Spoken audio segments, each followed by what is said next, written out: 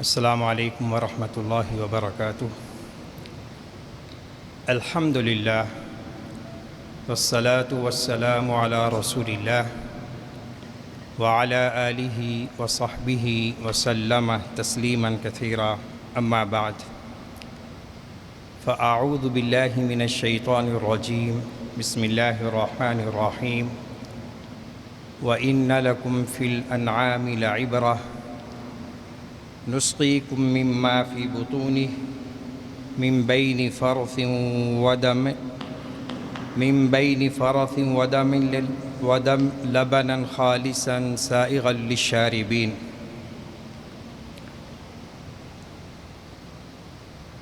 آج کے خطبے کا موضوع سورۃ النحل کی چند آیات کی روشنی میں آیت نمبر 66 سے 70 تک آفاق و انفس کے چند دلائل ہیں عقیدہ توحید پر۔ تو آئیے قرآن حکیم کے ان حقائق کو اور اللہ رب العزت کی طرف سے نازل کردہ ان ارشادات کو اس ارادہ و جذبہ سے سنیں کہ اس سے ہمارے علم نافع میں اضافہ ہو، عمل صالح کی ترغیب پیدا ہو، اور ہمیں اس بات کا ادراک ہو کہ قرآن حکیم کی روشنی میں عقیدہ توحید کی کیا اہمیت ہے۔ توحید کا معنی یہ ہے کہ اللہ رب العالمین معبود برحق ہیں، وہی ذات باری تعالی اس لائق ہے کہ ہر قسم کی عبادت صرف اور صرف اسی کے لیے خاص کر دی جائے۔ اس کی عبادت میں ہر قسم کے شرک سے اعلان برات ہو۔ یہ دنیا کی بہت بڑی حقیقت ہے، جہاں جہاں عقیدہ توحید کا وجود ہے، وہ معاشرہ، وہ ماحول اللہ رب العزت کی منشا اور اس کے حکم اور مقصد تخلیق انسانیت کی راہ پر گامزن ہے، اور جہاں عقیدہ توحید کی نعمت نہیں ہے، وہاں اللہ کے ساتھ نافرمانی، بغاوت، سرکشی ہو رہی ہے، اور اللہ اپنی صفت غفران و رحیم کی بنا پر لوگوں کو معاف کیے جا رہے ہیں۔ عقیدہ توحید کے اس بات کے لیے قرآن حکیم میں متعدد اسالیب موجود ہیں۔ ان میں سے ایک یہ ہے کہ اللہ رب العزت نے انسان کے ارد گرد موجود ان چیزوں کا اس انداز میں تذکرہ فرمایا ہے کہ لوگ ان میں غور و فکر کریں اور یہ سوچ بچار پیدا کریں کہ ہم ان نعمتوں میں جو پل رہے ہیں، جی رہے ہیں، ان نعمتوں کو پیدا کرنے والا کون ہے؟ یہ سوال ہے۔ اگر اس سوال کا جواب مل جائے تو انسان اللہ کا عبادت گزار بن جاتا ہے، اللہ کا مطیع و فرما بردار بن جاتا ہے۔ تو آج کے خطبہ جمعہ کے موضوع میں 4 حقائق کو اللہ نے بیان کیا ہے۔ جس سے کسی کو انکار کی گنجائش نہیں ہے۔ وہ انسان جو ذی شعور ہے، صاحب ادراک ہے، اہل عقل ہے، اس کے دماغ میں سوچ و بچار کی رمق ہے، وہ جب ان آیات کو، ان دلائل کو سنے گا تو پکار اٹھے گا کہ جس ذات باری تعالیٰ نے ان چیزوں کو ایک خوبصورتی کے ساتھ پیدا فرمایا ہے، میری خدمت کے لیے، پوری کائنات کے لیے مسخر کیا ہے، وہی اللہ ہے کہ صرف اور صرف اسی کی عبادت کی جائے، اور اس اللہ کے علاوہ کوئی عبادت کا حقدار نہیں ہے۔ آیت نمبر 66، وَإِنَّ لَكُمْ فِي الْأَنْعَامِ لَعِبْرَةً، اور چوپاؤں میں یقیناً تمہارے لیے عبرت ہے، درس ہے، نصیحت ہے۔ چوپاؤں میں، انعام میں سر فہرست اونٹ آتے ہیں، اس میں گائے اور بکری بھی شامل ہے، اور ان چوپاؤں میں ہمارے لیے اللہ نے کتنی نعمتیں بیان کی ہیں، اس مختصر وقت میں ان کا ذکر نہیں ہو سکتا۔ یہاں اللہ نے ایک ایسی نعمت کا ذکر کیا ہے جس سے کوئی بھی انسان مستغنی نہیں ہو سکتا، بے نیاز نہیں ہو سکتا، اور وہ ہے دودھ۔ دنیا میں وہ کون انسان ہے جو ولادت سے لے کر مرنے تک دودھ کی نعمت کو استعمال نہ کرتا ہو؟ أَلَمْ نَجْعَلْ لَهُ عَيْنَيْنِ وَهَدَيْنَاهُ النَّجْدَيْنِ، اور وَلِسَانًا وَشَفَتَيْنِ۔ بچہ پیدا ہوتا ہے، اس کو کون سکھلاتا ہے کہ اے بچہ تیری غذا کا انتظام اللہ نے ساتھ ہی کر دیا ہے۔ ماں کی چھاتی سے چمٹ کر وہ اپنی غذا کو، اور ایسی غذا کہ اس جیسی خالص غذا اس مرحلے میں کہیں بھی نہیں مل سکتی، ماں کا دودھ پیتا ہے، بڑا ہوتا ہے، لڑکپن ہے، شباب ہے، کہولت ہے، بڑھاپا ہے، دودھ کا استعمال کرتا ہے۔ کبھی غور کیا یہ خالص دودھ جو عصر حاضر میں ایک نایاب نعمت بنتی جا رہی ہے، قلیل الوجود، یہ دودھ، اس کا مصدر، منبع کیا ہے؟ خالص دودھ کسی انسان کے اختیار میں ہے کہ وہ خالص دودھ کا ایک قطرہ بھی بنا دے جس سے انسان بطور غذا اسے استعمال کریں؟ ہرگز نہیں۔ تو یہ دودھ جانور کے گوبر اور خون کے درمیان سے نکلتا ہے۔ جانور مٹی، چارہ، پانی استعمال کرتا ہے، اس کی اس غذا کا حصہ کچھ گوبر کی شکل میں بن جاتا ہے، کچھ خون کی شکل میں بن جاتا ہے، اور پھر اسی خون سے ایک ایسی پیداوار معرض وجود میں آتی ہے کہ اس کا نعم البدل نہیں ہو سکتا، دودھ۔ تو ان حیوان کے فضلے سے، اس کے خون سے، جس سے انسان کو کراہت محسوس ہوتی ہے، ان دونوں چیزوں کے درمیان سے ایسا دودھ ہمیں مل رہا ہے کہ جب پئیں تو آسانی سے وہ معدے پہ اتر جاتا ہے۔ اونٹنی کا، گائے کا، بکری کا، یہ نشانیاں ہیں، عبرتیں ہیں۔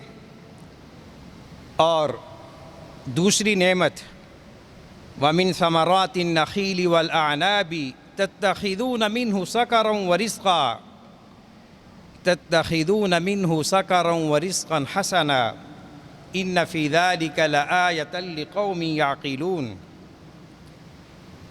دوسری نعمت اس قرآن کریم کے مقام میں اور کھجوروں اور انگوروں کے پھلوں سے بھی اللہ نے تمہیں رزق دیا، اور اس میں عبرت ہے، جس سے تم نشاور چیز اور اچھا رزق بناتے ہو۔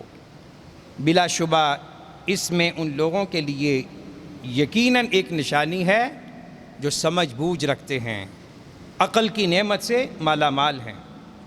اس سے یہ بھی معلوم ہوا آخری آیت کے جملے سے، قرآن حکیم کتاب جبر نہیں کہ زبردستی لوگوں کو مجبور کرے اپنے حقائق کی طرف، بلکہ قرآن حکیم ایک کھلی ہوئی کتاب ہے، کتاب تدبر ہے، کتاب تعقل ہے۔ یہ قرآن حکیم پوری نوع انسانیت کے لوگوں کو دعوت دیتا ہے، آؤ مجھ میں غور و فکر کرو۔ سینکڑوں آیات ہیں جس میں اللہ رب العزت نے غور و فکر تدبر کی دعوت دی ہے۔ یہ قرآن کریم کا ایک بہت بڑا اعجاز ہے۔ تو دوسری نعمت کیا؟ یہ جو تم کھجوریں کھاتے ہو، انگور کھاتے ہو، کتنی بڑی نعمت ہے، پھل ہے، غذا ہے، علاج ہے۔ کبھی اس پہ غور کر لیا کرو، یہ کھجوروں کے تناور درخت کون پیدا کر رہا ہے؟ یہ سندر خانی انگور کبھی سوچا کس نے پیدا کیا ہے؟ جس کی خرید و فروخت مہنگے داموں ہوتی ہے۔ یہ انگور اور یہ کھجوریں، اس سے تم وہ چیز بناتے ہو جو نشہ آور ہے، شراب، نبیذ۔ اور یاد رہے کہ یہ آیت شراب کی حرمت کے نزول سے پہلے کی ہے، اور تم اس سے بہترین رزق بھی بناتے ہو۔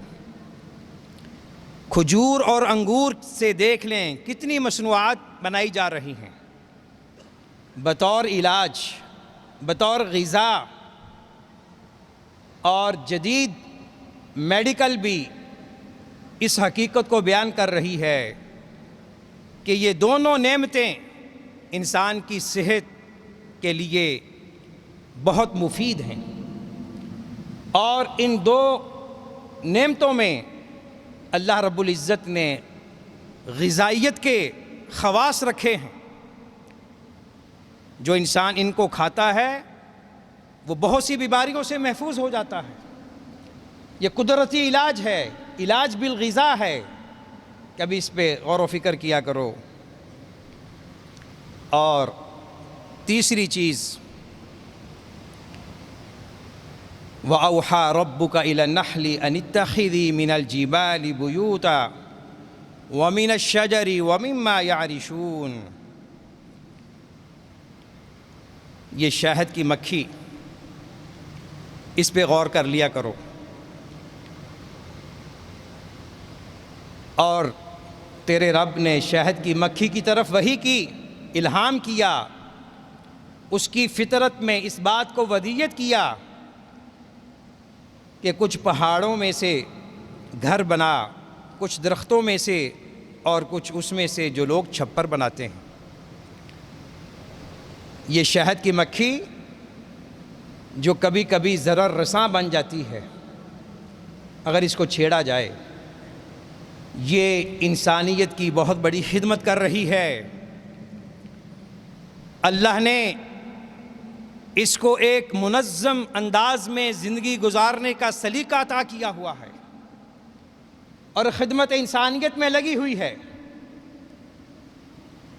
ثم کلی من کل ثمرات فاسلکی سبل ربک ذللا یخرج من بطونها شراب مختلف الوانه فیہ شفاء للناس ان فی ذلک لآیۃ لقوم یتفکرون۔ پھر ہر قسم کے پھلوں سے کھا، پھر اپنے رب کے راستوں پر چل جو مسخر کیے ہوئے ہیں۔ ان کے پیٹوں سے پانی کی ایک چیز نکلتی ہے جس کے رنگ مختلف ہیں، اس میں لوگوں کے لیے ایک قسم کی شفا ہے۔ پھر فرمایا ان فی ذلک لآیۃ لقوم یتفکرون، بلا شبہ اس میں ان لوگوں کے لیے یقیناً نشانی ہے جو غور و فکر کرتے ہیں۔ شہد کی مکھی کی نفسیات، اس کے طرز زندگی، طرز سلطنت پر لوگوں نے مستقل کتابیں لکھی ہیں۔ ان کا ایک ڈھانچہ ہوتا ہے اور شہد کی مکھیوں کی ایک ملکہ ہوتی ہے جو ان کی قیادت کرتی ہے، اور دوسری شہد کی مکھیاں ان میں سے کچھ اس کی وزراء ہوتی ہیں، کچھ اس کی محافظ ہوتی ہیں، کچھ خدمت گزار ہوتی ہیں۔ ایک خوبصورت ان کی زندگی کا نظام ہے، اور ہمیں ان سے ایک اہم فائدہ کیا ملتا ہے؟ شہد کا۔ شہد، عسل، ہنی اللہ رب العزت کی بہت بڑی نعمت ہے۔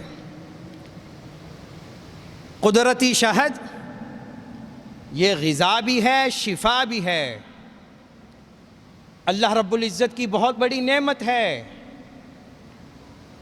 بہت سے امراض کا علاج ہے، طاقت قوت کا ایک سرچشمہ ہے۔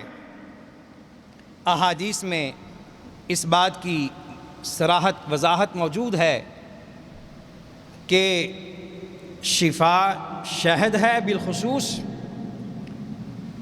اس آدمی کے لیے جو معدہ پیٹ کی کسی بیماری میں مبتلا ہے۔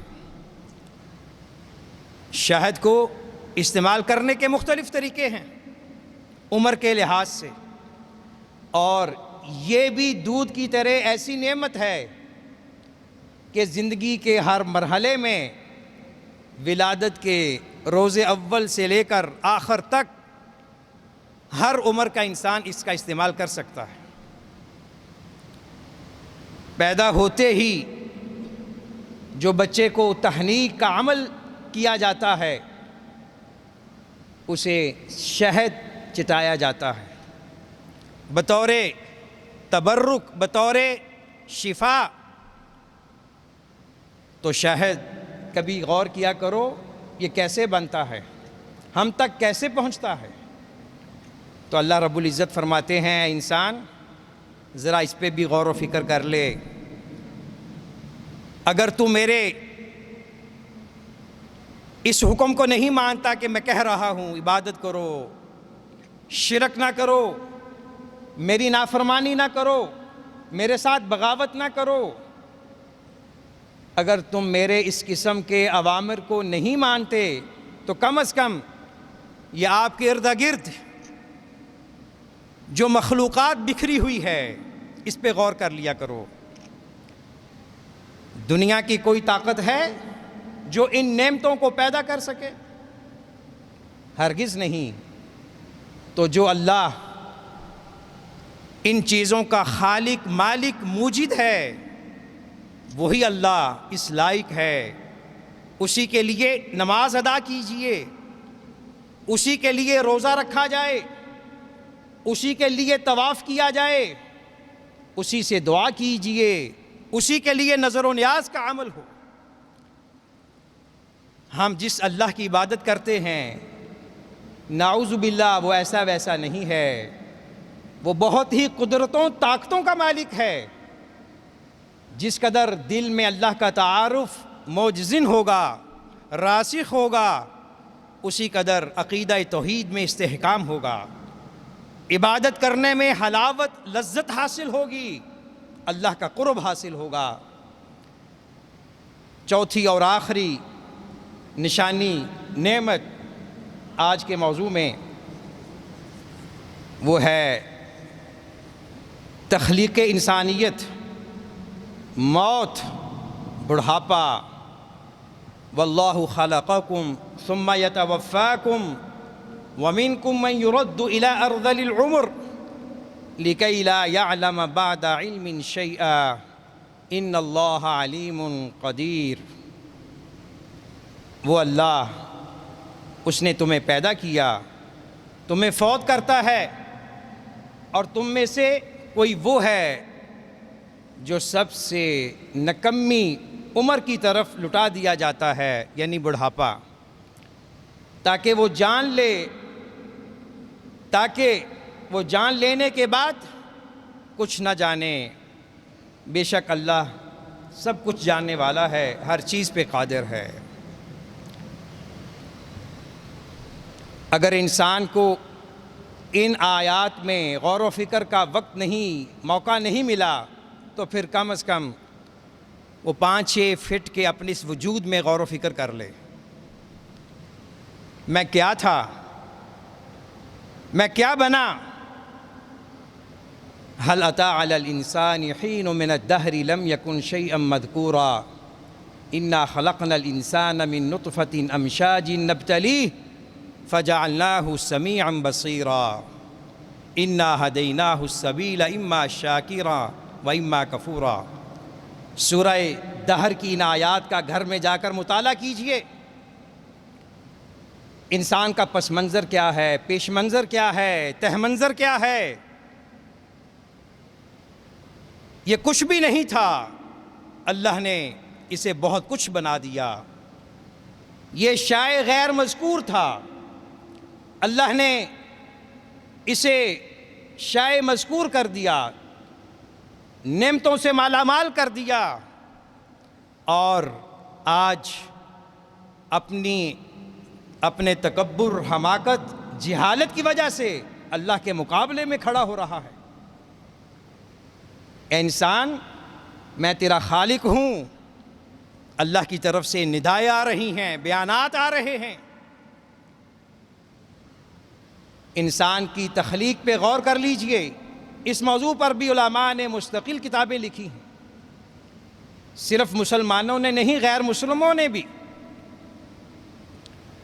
انسان کا پیدا ہونا اور پھر موت، یہ دونوں مرحلے ہر انسان کے ساتھ ہیں، اور درمیان کے جو مراحل ہیں وہ کسی کو نصیب ہوتے ہیں، کسی کو نہیں ہوتے۔ مثلا کوئی ولادت سے پہلے مادر عالم جنین میں مر جاتا ہے، فوت ہونے کے بعد فوراً مر جاتا ہے۔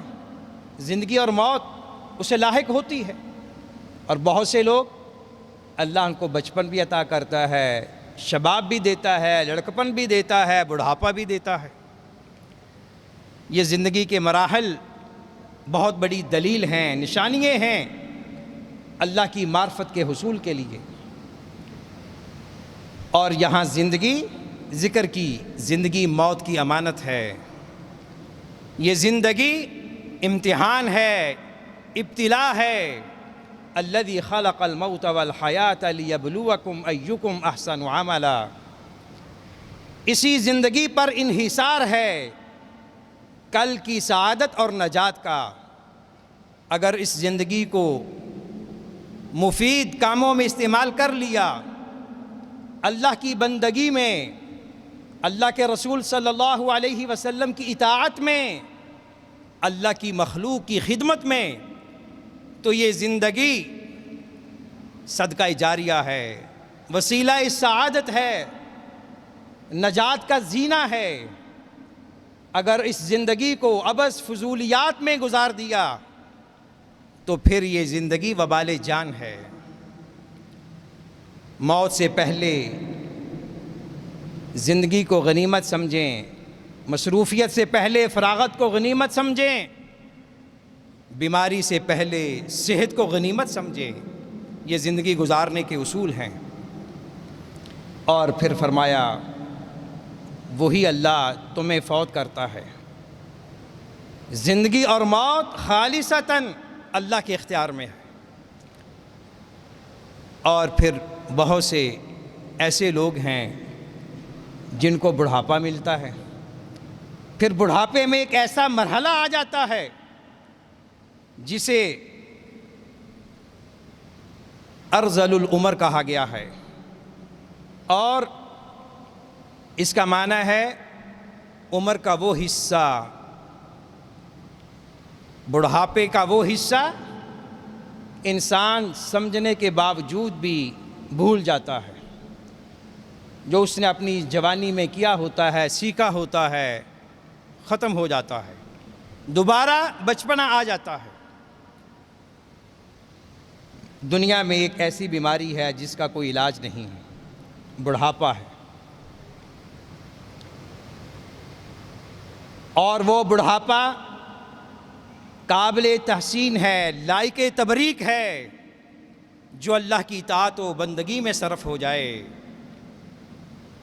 وہ بڑھاپا ذلت و رسوائی ہے کہ سفید بال آ چکے ہیں، کمر جھک چکی ہے، ہاتھ میں لاٹھی آ چکی ہے، سہارے کے بغیر چلنا دشوار ہے، اس کے باوجود گناہوں کی لت سے انسان نہیں نکل رہا، اس کے باوجود وہ گناہوں میں مبتلا ہے۔ یہ بہت بڑا مقام عبرت ہے، جسے اللہ نے بڑھاپا دیا ہے وہ سمجھ لے یہ نعمت بھی ہے، یہ زحمت بھی ہے۔ اگر اسے اللہ کی اطاعت میں صرف کیا جائے گا نعمت ہے، اگر اسے اللہ کی نافرمانی میں، اللہ کے رسول صلی اللہ علیہ وسلم کی نافرمانی میں گزارا جائے گا تو یہ عذاب ہے، نقمت ہے۔ خوش نصیب ہیں وہ بوڑھے لوگ جو اس حدیث کا مصداق ہیں۔ آپ نے فرمایا بہترین انسان وہ ہے جس کی عمر بھی لمبی ہو اور اس کا عمل بھی اچھا ہو، اور مفہوم مخالف کیا؟ بدترین وہ انسان ہے جس کی عمر لمبی ہو اور عمل بد ہو۔ خلاصہ گفتگو یہ ہے کہ اللہ رب العزت نے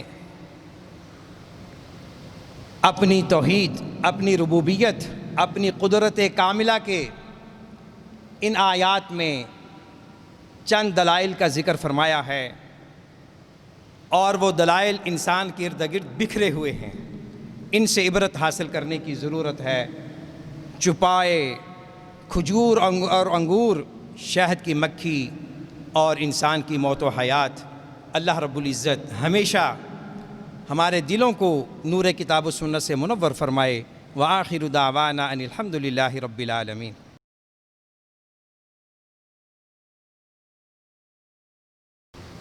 ان الحمد للہ نحمده ونستعینه ونستغفره ونعوذ باللہ من شرور انفسنا ومن سیئات اعمالنا من يهده الله فلا مضل له ومن يضلل فلا هادي له واشهد ان لا اله الا الله وحده لا شريك له واشهد ان محمدا عبده ورسوله صلوات الله وسلامه عليه يا ايها الذين آمنوا اتقوا الله حق تقاته ولا تموتن الا وانتم مسلمون يا ايها الناس اتقوا ربكم الذي خلقكم من نفس واحدة وخلق منها زوجها وبث منهما رجالا كثيرا ونساء واتقوا الله الذي تساءلون به والأرحام إن الله كان عليكم رقيبا يا أيها الذين آمنوا اتقوا الله وقولوا قولا سديدا يصلح لكم أعمالكم ويغفر لكم ذنوبكم ومن يطع الله ورسوله فقد فاز فوزا عظيما أما بعد فإن خير الحديث كتاب الله وخير الهدي هدي محمد صلى الله عليه وسلم وشر الأمور محدثاتها وكل محدثة بدعة وكل بدعة ضلالة وكل ضلالة في النار۔ أعوذ بالله السميع العليم من الشيطان الرجيم من همزه ونفخه ونفثه. بسم الله الرحمن الرحيم. وإن لكم في الأنعام لعبرة نسقيكم مما في بطونه من بين فرث ودم لبنا خالصا سائغا للشاربين. عباد الله اتقوا الله فإن التقوى مفتاح السعادة والنجاة في الدنيا والآخرة. ثم اعلموا عباد الله أن الله عز وجل ذكر في كتابه المحكم أصنافا وأنواعا من دلائل الأنفس والآفاق التي تدل على أنه إله واحد وأنه متصف بصفات الخالق والباري. فهذه الآيات الكونية والآفاقية دلائل قاطعة وبراهين ساطعة على أن الله عز وجل هو متصف بصفات عالية وأسماء حسنى. وهذه الدلائل الحسية تدل على توحيد الإله الواحد وتخصيصه بالعبادة وإفراده بالألوهية. ومن هذه الدلائل التي يشاهدها كل ذي لب وكل ذي شعور وكل صاحب عقل هو إخراج اللبن من الضرع، فقال: وإن لكم في الأنعام لعبرة، أي وإن لكم أيها الناس لعظة وعبرة دالة على قدرتنا ورحمتنا ولطفنا في الأنعام التي هي الإبل والبقر والغنم. فإننا نسقيكم مما يخرج من بطونها من اللبن الخالص من الشوائب السائغ شربه في الحلق فلا يغص به أحد، اللذيذ طعمه السهل هضمه، الذي يخلقه الله لبنا خالصا وسيطا بين الفرث والدم المحيطين به، أي يتخلص اللبن بياضه وطعمه وحلاوته في باطن الحيوان من بين خلاصة المأكول في الكرش والأمعاء، والدم في العروق، فإذا هضم الغذاء في المعدة صرف من عصارته دم إلى العروق ولبن إلى الضرع وبول إلى المثانة وروث إلى المخرج، وكل منها لا يشوب الآخر ولا يمازجه بعد انفصاله عنه ولا يتغير أو يتأثر به، وذلك دليل القدرة الإلهية والحكمة البالغة. عباد الله، دليل آخر في هذا المقام القرآني وهو ما يتخذ من أشربة من ثمرات النخيل والأعناب.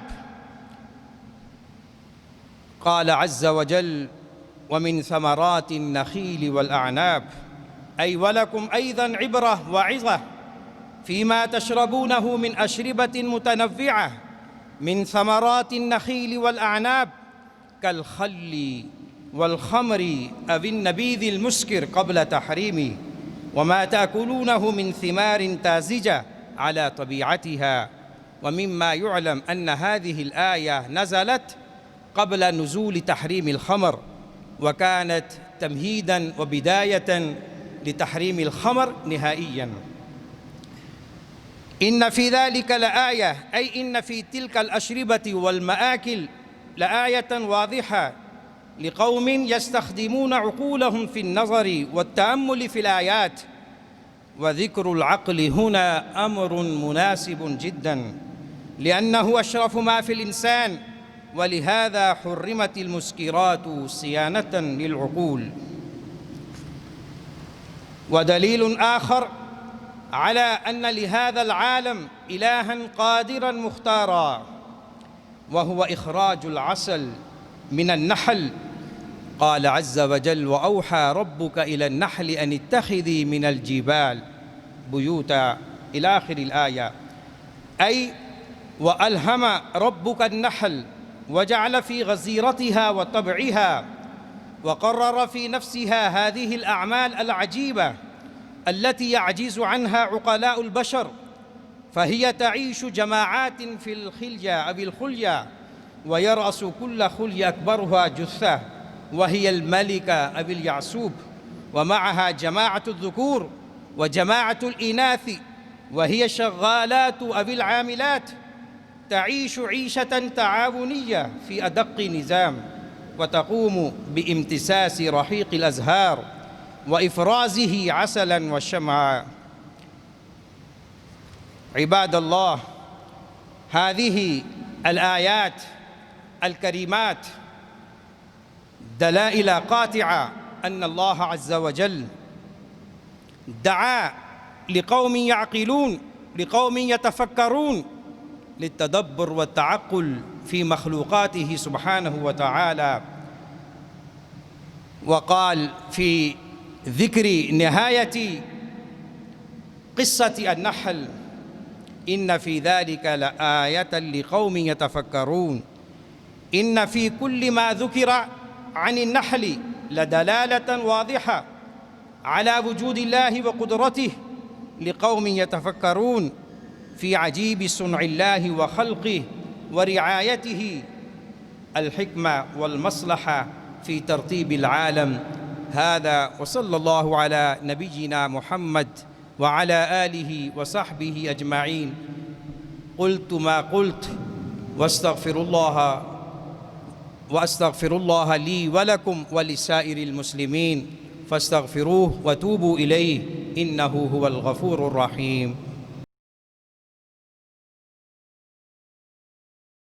الحمد لله، والصلاة والسلام على رسول الله وعلى آله الأطهار وصحبه الأبرار ومن تبعهم بإحسان إلى يوم الدين. أما بعد، فيا عباد الله، على المسلمين حقوق متعددة ومتنوعة لسيدنا ونبينا الرحمة للعالمين نبينا محمد صلى الله عليه وسلم. ومن تلكم الحقوق العظيمة الصلاة والسلام على النبي المختار. الصلاة والسلام على رسول الله حق واجب على كل مسلم بصفة عامة في كل مكان وزمان. وفي يوم الجمعة لهذا العمل خصائص ومميزات، وأمر نبوي على صاحبه أفضل الصلاة والتسليم. فالصلاة على الرسول صلى الله عليه وسلم حق من حقوق المصطفى، وعبادة وقربة، وبها تتجلى المصائب والأزمات والكروبات. في هذه العبادة العظيمة أجر عظيم عاجلا وآجلا، فعلينا أن نهتم بالصلاة والسلام على الرسول المختار المصطفى صلى الله عليه وسلم. وكيف لا، فالله سبحانه وتعالى أمر بذلك كما قال: إن الله وملائكته يصلون على النبي يا أيها الذين آمنوا صلوا عليه وسلموا تسليما. فجدير بنا أن نفرغ من أوقاتنا ساعات لهذا العمل الجليل، وفي يوم الجمعة بصفة خاصة. ونسأل الله عز وجل أن يوفقنا لما يحبه ويرضى. اللهم إنا ندعوك بأسمائك الحسنى وصفاتك العلى. اللهم إنا ندعوك بأننا نشهد أنك أنت الله لا إله إلا أنت وحدك لا شريك لك وأن محمدًا عبدك ورسولك. يا مقلب القلوب ثبت قلوبنا على دينك، يا مصرف القلوب صرف قلوبنا على طاعتك. اللهم إنا نسألك الهدى والتقى والعفاف والغنى. اللهم آتنا نفوسنا تقواها وزكها أنت خير من زكاها، أنت وليها ومولاها. اللهم اسق عبادك وبهائمك وانشر رحمتك وأحي بلدك الميت. اللهم اهدنا واهد بنا، اللهم اهدنا واهد بنا. اللهم اجعلنا هداة مهتدين غير الضالين ولا مضلين. اللهم اجعلنا مفاتيح للخير ومغاليق للشر. اللهم ارزقنا علما نافعا ورزقا طيبا وعملا متقبلا. اللهم اعز الإسلام والمسلمين ودمر أعداءك أعداء الدين وأذل الشرك والمشركين. اللهم انصر دينك وكتابك وسنة نبيك وعبادك المؤمنين في كل مكان. اللهم انصرهم ولا تنصر لهم، اللهم انصر لهم ولا تنصر عليهم، وامكر لهم ولا تمكر عليهم. اللهم استر عوراتهم وآمن روعاتهم. اللهم احفظنا بالإسلام قائمين، اللهم احفظنا بالإسلام قاعدين، اللهم احفظنا بالإسلام راقدين، برحمتك وفضلك وجودك يا أرحم الراحمين ويا خير الغافرين. اللهم احفظ بلاد الحرمين الشريفين وبلاد جميع المسلمين ومقدساتهم من كل شر وسوء. اللهم احفظ جميع ولاة أمور المسلمين لما تحبه وترضى. اللهم ارزقهم البطانة الصالحة الخالصة المخلصة التي تعينهم على الخير وترشدهم إليه برحمتك يا أرحم الراحمين. اللهم آتنا نفوسنا تقواها وزكها أنت خير من زكاها، أنت وليها ومولاها. اللهم ربنا آتنا في الدنيا حسنة وفي الآخرة حسنة وقنا عذاب النار وقنا عذاب القبر وقنا عذاب الحشر وقنا عذاب الميزان. اللهم رحمتك نرجو فلا تكلنا إلى أنفسنا طرفة عين واصلح لنا شأننا كله، لا إله إلا أنت.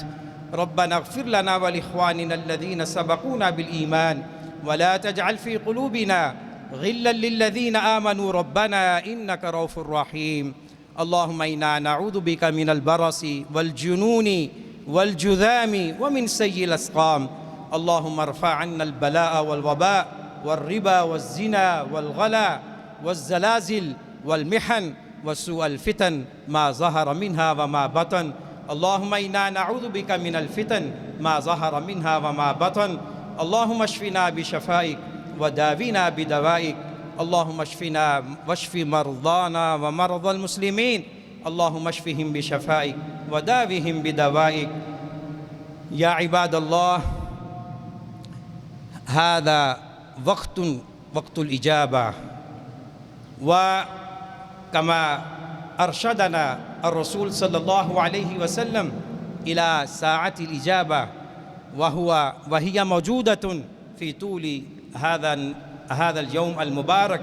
علينا أن نلتجئ إلى الله وأن نتضرع إليه داعين الله عز وجل أن ينور قلوبنا بنور عقيدة التوحيد واتباع السنة ويوفقنا لما يحبه ويرضى.